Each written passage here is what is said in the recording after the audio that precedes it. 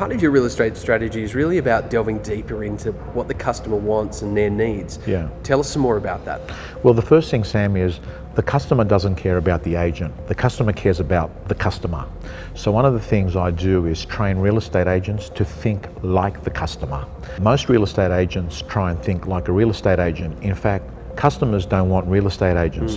What they want is good human beings to show up that can actually solve a problem. And part of your mantra of that is to tell stories as well, and case studies. Why is it that the benefit is so much more important than the feature? The reason why is that people don't buy a product. Like, for instance, when I go to Hardware House or Bunnings Hardware, I don't buy a drill. I buy the hole that the drill is going to create, that's going to put a painting in. And what I say to real estate agents, people are not paying you a commission and they're not paying you marketing.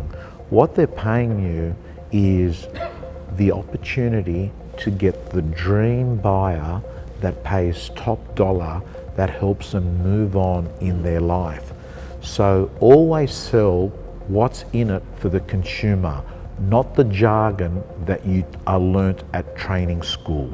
In a marketplace that's got an oversupply of real estate agents, what you've got to do is be able to provide an unstoppable, irresistible story to a vendor on why you over the others.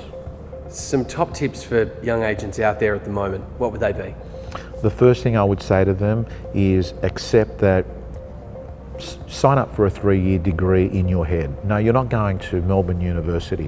What you're doing is you're signing up for 3 years that you are going to work under or beside an experienced agent, and you're going to learn everything they do. You're going to learn their scripts, you're going to learn their techniques, you're going to learn their processes. Along the way, you're also going to actually associate your name with their name. You're going to immerse yourself with the buyers in the marketplace.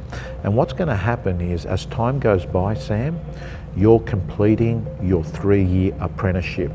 So I would say be prepared to know that you're not going to be driving a Porsche 911 and walking around with $3,000 suits in the first few years of real estate.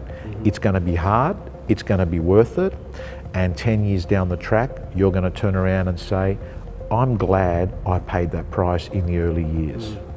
Out of interest, we're in a fairly bull market at the moment, Yeah. pretty much across all of Australia, especially Victoria and New South Wales. How do you see those agents that have created their careers during this bull market when we start to turn more bearish, whenever that might be? Yeah, well, I love the saying, nothing breeds failure like success. When you're most successful is the most vulnerable, because what actually happens is, in this market, in Melbourne and Sydney, Sam, agents haven't created deals. The market has created deals. So one of the concerns, if you're an agent that is a product of this environment, when the market changes and buyers get buyer's fatigue and say, I'm not going to pay that $50,000. And when vendors are up here and buyers are here and the market is not putting the deal together, that's where agents will get unstuck. I would say sit back and do what smart people do, and that is they read the play before the market changes. So from a great talk today, what's the one takeaway you wanted the audience to get? The number one thing I want the audience to get would be the agent that generates most amount of appointment wins. If you have the luxury of running an attraction business where you have a lot of profile because you're marketing based, you're lucky. People will come to you. If you're not at that level yet, the message I say to the people in the audience is upskill yourself and become a marketing based agent. Learn how to get vendors to invest in marketing to help them get more money for their property. And in the meantime, don't sit in the office pretending to be busy. Get into the chase model of real estate. And chase model of real estate is pretty much sales 101. And that is, you'll make a lot of calls, build relationships, put people in a database, stay in contact with them, because what you want to do is to create a group of potential sellers that are going to come through a pipeline in the years to come.